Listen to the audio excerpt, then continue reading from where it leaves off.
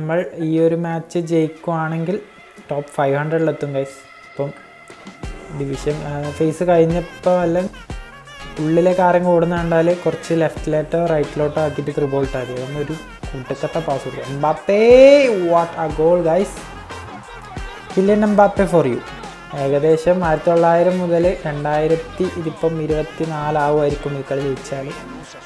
അപ്പോൾ അതുവരെ ഞാൻ ഒറ്റ കളി പോലും പൊട്ടിയിട്ടുണ്ടായില്ല. ഡ്രോ ഒറ്റൊരു ഡ്രോ.